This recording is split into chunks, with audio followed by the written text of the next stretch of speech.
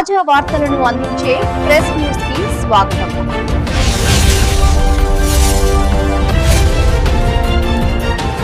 ముందుగా headlines. MP Shri M Ranganathan Rao గారు మీడియాను ఉద్దేశించి ప్రసంగిస్తున్నారు.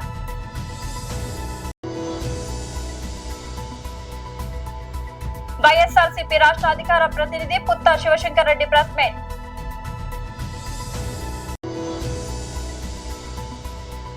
సమస్యలతో కొట్టుమిట్టాడుతూ వ్యక్తిగత దూషణలకు దిగుతున్న Jagan and co. Varla Ramaiah media సమావేశం.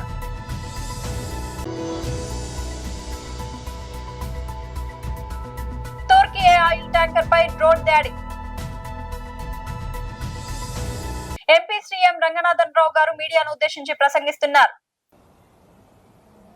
దేశవ్యాప్తంగా భారత ప్రభుత్వం నరేంద్ర మోడీ గారి నాయకత్వంలో ఉత్తరాది దక్షిణాది తెలంగాణ ఆంధ్రప్రదేశ్ లేకపోతే ఇంకొక అంశాలని దృష్టిలో ఉంచుకొని కాకుండా అన్ని రాష్ట్రాలని ఒకే కోణంతో చూడాలని భారత రాజ్యాంగ నిర్మాత డాక్టర్ బిఆర్ అంబేద్కర్ గారు ప్రతిపాదించిన రీతి లోపల గతంలో రాష్ట్రాల పునర్విభజన విషయంలో అయినా రాష్ట్ర శాసనసభలో సీట్ల పెంపు విషయంలో అయినా లేదా దేశంలో పార్లమెంట్ స్థానాల పెంపు విషయంలో అయినా భారత రాజ్యాంగానికి లోబడే గతంలో ఉన్నటువంటి ప్రభుత్వాలు పనిచేసినాయి, భవిష్యత్తులో మేము కూడా పనిచేస్తామని చెప్పి చాలా స్పష్టంగా చెప్తా ఉన్నాం.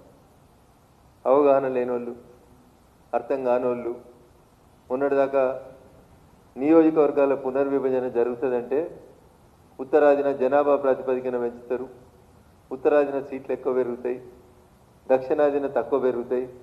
దక్షిణాది రాష్ట్రాలు జనాభా నియంత్రణను పాటించినాయి కాబట్టి సీట్లు తక్కువ అవుతాయని నిన్నటిదాకా గగ్గోలు పెట్టింది. భారత ప్రభుత్వం నరేంద్ర మోడీ గారి నాయకత్వంలో ఉత్తరాది దక్షిణాది అనే వివక్ష లేకుండా అన్ని రాష్ట్రాలని సమదృష్టితో చూస్తూ 2011 జనాభా లెక్కలను బేసిస్గా చేసుకొని పెంపు అనేది ఉత్తరాదికి దక్షిణాదికి మధ్యన ఏం తేడా లేకుండా గతంలో 543 పార్లమెంటు స్థానాలను ఏర్పాటు చేసినప్పుడు అప్పుడు ఉన్నటువంటి కాంగ్రెస్ పాలకులు, అప్పుడు దేశాన్ని పరిపాలిస్తున్నటువంటి ప్రధానమంత్రి గారు ఏ బేసిస్ మీద అయితే పార్లమెంటు స్థానాలని అప్పుడు 543 స్థానాలకు పెంచినారో అదే రీతిలో ఇప్పుడు ఉన్నటువంటి భారత ప్రభుత్వం నరేంద్ర మోడీ గారి నాయకత్వంలో డీలిమిటేషన్ చేస్తామని చెప్పి చెప్పడం జరిగింది. మీరు జనాభా బేసిస్లో చేస్తారు, వాళ్ళే కలగంటారు, వాళ్ళే ఊహించుకుంటారు. ఎవరు చెప్పకంటే ముందు వాళ్ళే చెప్పారు. మొన్నటిదాకా నడిపారు చర్చ. ఏమని? జనాభా ప్రాతిపదికన చేస్తే బీహార్లో ఎక్కువ పెరుగుతాయి, ఉత్తరప్రదేశ్లో ఎక్కువ పెరుగుతాయి, ఉత్తర భారతంలో ఎక్కువ పెరుగుతాయి, దక్షిణ భారతంలో తక్కువ అవుతాయి అని మొన్నటిదాకా ప్రజల్ని మభ్యపెట్టేటువంటి కార్యక్రమం చేశారు. ఇప్పుడు భారత ప్రభుత్వం ఒక నిర్ణయాన్ని అధికారికంగా చెప్పింది. Yes, we are going to do the delimitation. ఏ రాష్ట్రంలో ఎన్ని సీట్లు ఉన్నాయో జనాభాతో సంబంధం లేకుండా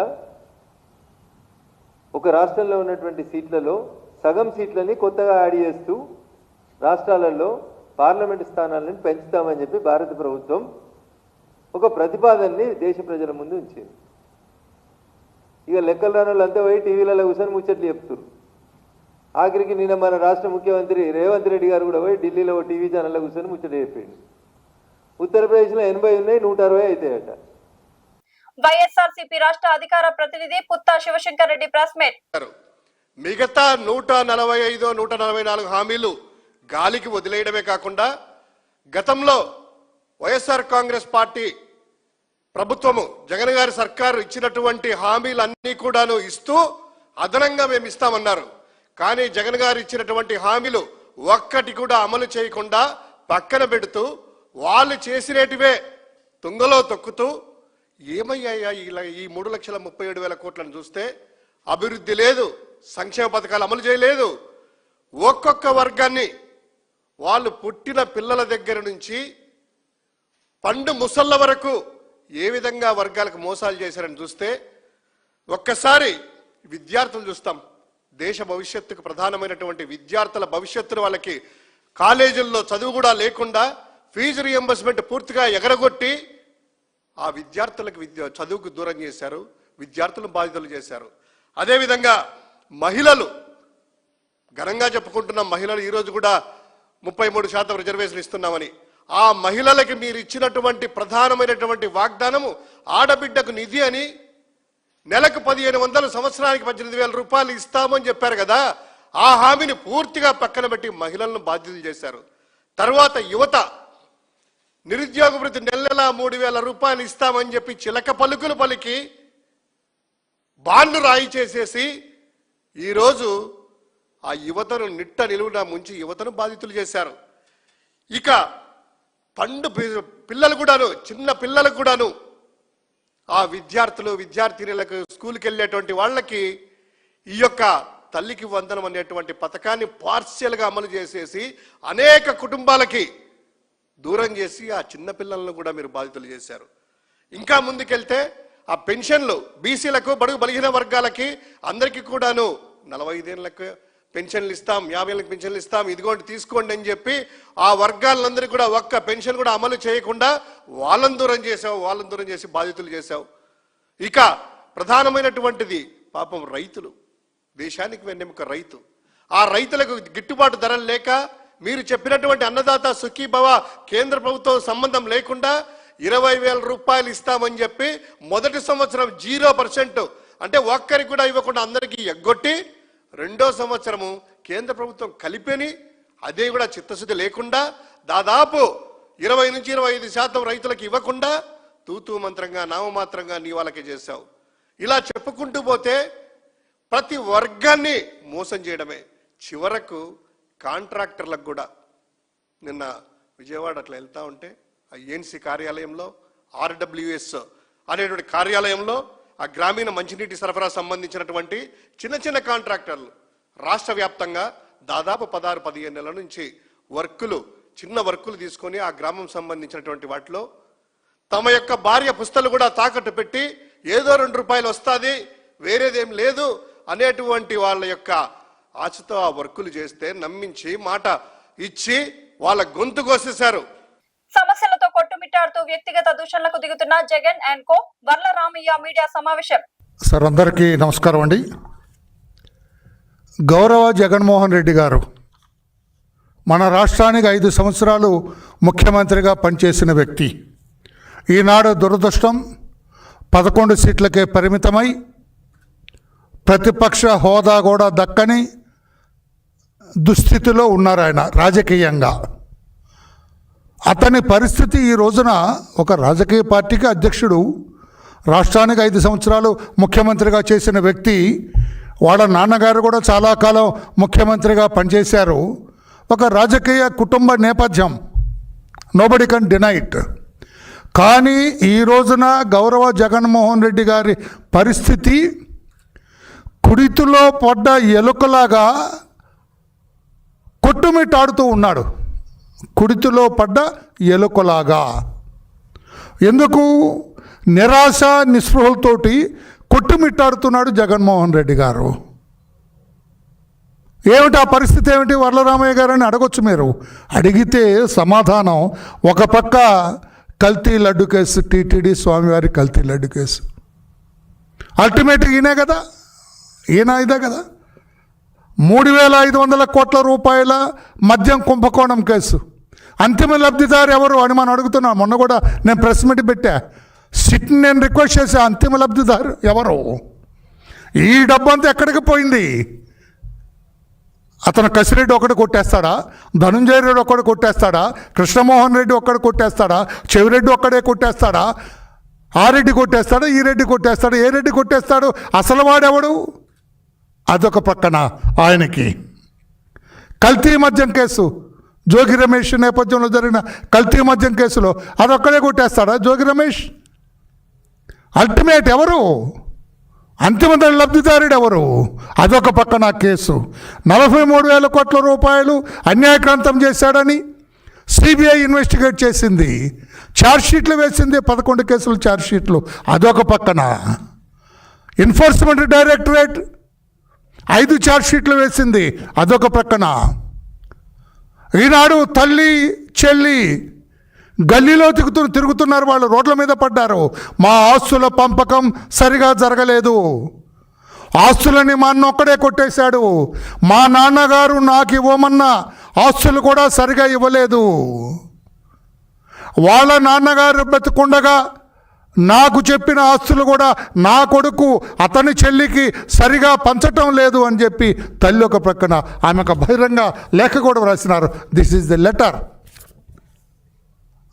ఆమె ఒక బహిరంగ లేఖ కూడా రాసినారు రాష్ట్ర ప్రజలందరికీ. ఇది మా ప్రాపర్టీస్ ఎట్లా జరిగింది. తుర్కియాకి చెందిన భారీ చమురు ట్యాంకర్ పై నల్ల సముద్రంలో డ్రోన్ దాడి జరగడం కలకలం రేపింది. ఇస్తాంబుల్ సమీపంలోని అత్యంత కీలకమైన బాస్పోరస్ జలసంధిలో ఈ ఘటన చోటు చేసుకుంది. సుమారు 10 లక్షల బ్యారెళ్ల ముడి చమురుతో ప్రయాణిస్తున్న ఎంబైటి ఆల్దురా నాని నౌకను ఓ గుర్తు తెలియని డ్రోన్ ఢీకొట్టింది. డ్రోన్ ఢీకొన్న వెంటనే నౌకలో మంటలు చెలరేగాయి.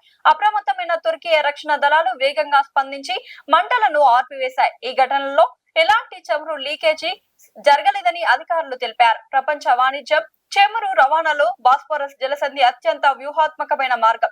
ఇక్కడ దాడి జరగడం అంతర్జాతీయ నౌకాయాన వర్గాల్లో ఆందోళన నింపింది. ఈ దాడికి ఇప్పటి వరకు ఏ సంస్థ బాధ్యత ప్రకటించుకోలేదు. అయితే ఇరాన్, ఇజ్రాయెల్ ఉద్రిక్తతల నేపథ్యంలో ప్రాంతీయంగా అస్థిరత సృష్టించేందుకు శత్రు దేశాలు ఈ దాడికి పాల్పడి ఉండవచ్చునని తుర్కియే సందేహిస్తోంది. ఈ ఘటన నేపథ్యంలో భద్రతా కారణాల రీత్యా బాస్పోరస్ జలసంధిలో నౌకల రాకపోకలను తాత్కాలికంగా నిలిపివేశారు. అధికారులు ఆ ప్రాంతంలో గాలింపు చర్యలు చేపట్టి భద్రతను సమీక్షిస్తున్నారు. ఎలకతుర్తి మండల కేంద్రంలోని PHC సెంటర్ లో 99 రోజుల ప్రజాపాలన ప్రగతి ప్రణాళిక కార్యక్రమంలో గురువారం రోజున ప్రజలకు వైద్య సేవలు అందించాలనే ఉద్దేశంతో గురువారం ప్రత్యేక మెడికల్ క్యాంప్ ను ఏర్పాటు చేశారు.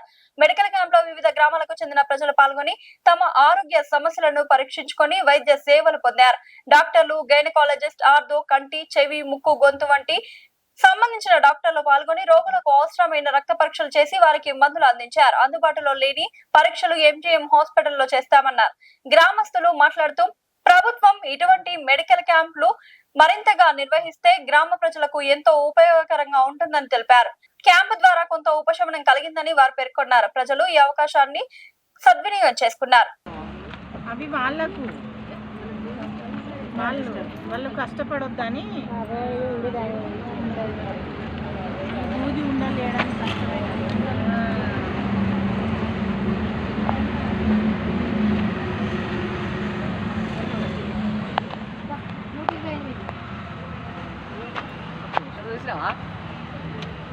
చూసినా మీరే అది కూర్చోండి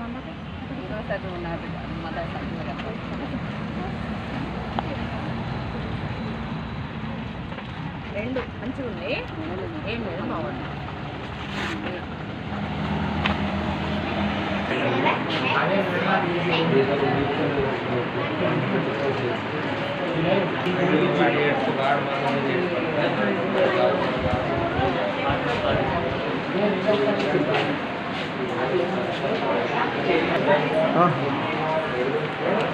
ఇక్కడ లోకల్ ఉంటుంది.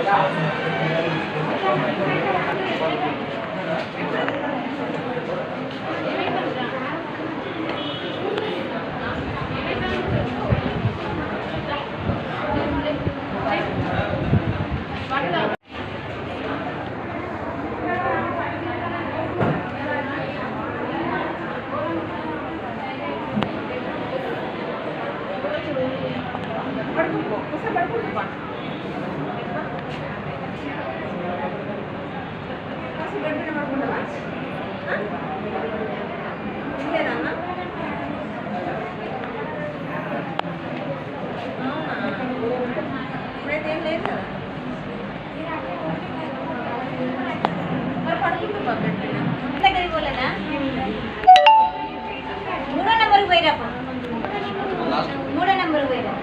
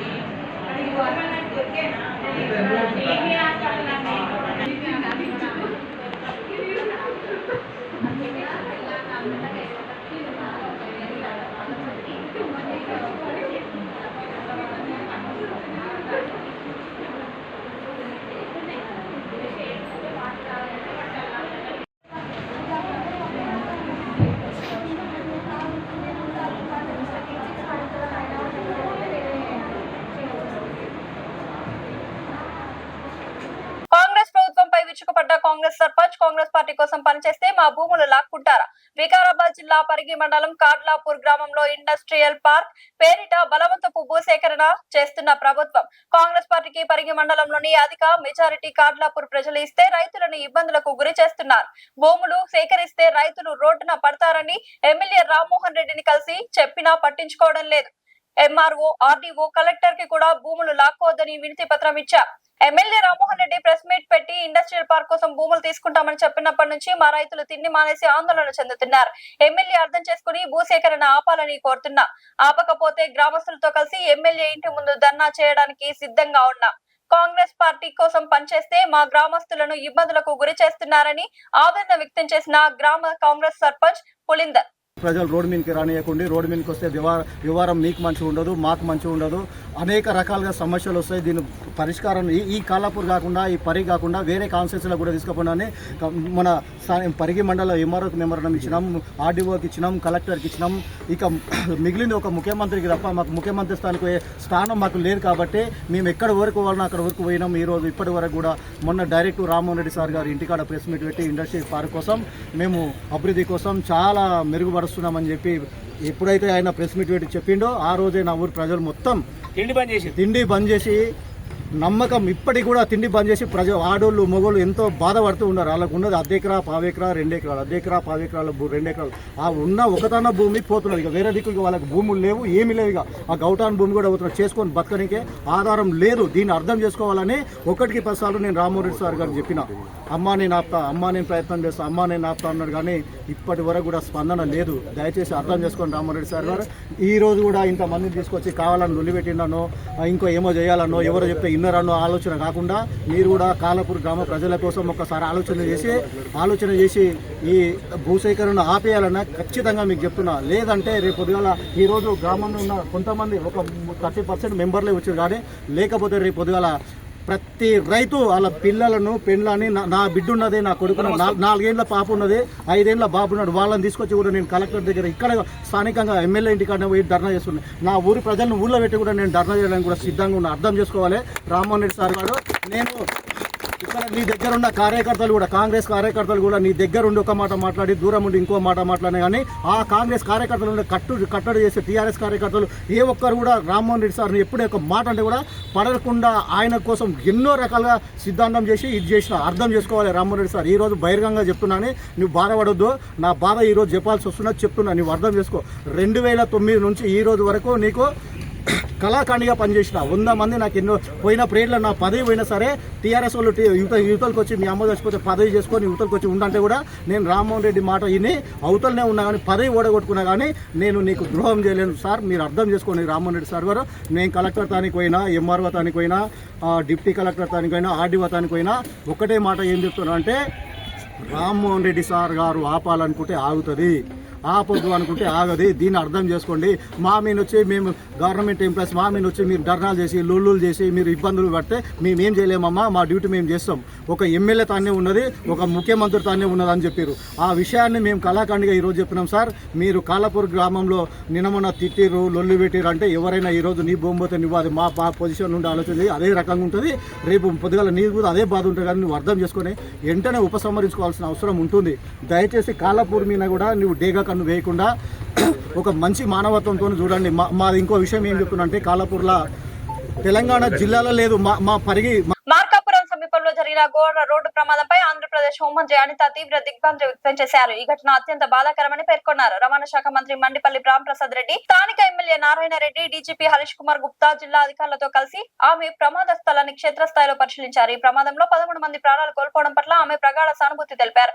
ప్రమాదం జరిగిన వెంటనే గోల్డెన్ అవర్ స్పందించి పలువురి ప్రాణాలు కాపాడిన అధికారుల చొరవను అభినందించారు. ఆసుపత్రుల్లో చికిత్స పొందుతున్న 28 మంది క్షతగాత్రులకు మెరుగైన వైద్యం అందించాలని అధికారులను ఆదేశించినట్లు తెలిపారు.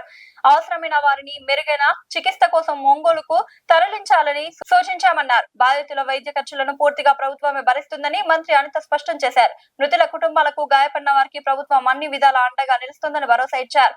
ఈ ప్రమాదానికి గల కారణాలపై నిపుణుల కమిటీతో సమగ్ర విచారణ జరిపిస్తామని, భవిష్యత్తులో ఇలాంటి దురదృష్టకర సంఘటనలు పునరావృతం కాకుండా భద్రతా ప్రమాణాలను మరింత కఠినతరం చేస్తామని ఆమె హామీ ఇచ్చారు. బులెటిన్ ముగించే ముందు హెడ్లైన్స్ మరోసారి. ఎంపీ శ్రీఎం రంగనాథన్ రావు గారు మీడియాను ఉద్దేశించి ప్రసంగిస్తున్నారు.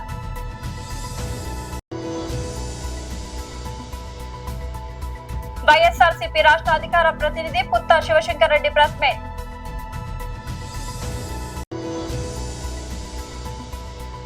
సమస్యలతో కొట్టుమిట్టాడుతూ వ్యక్తిగత దూషణలకు దిగుతున్న Jagan and co. Varla Ramaiah media సమావేశం.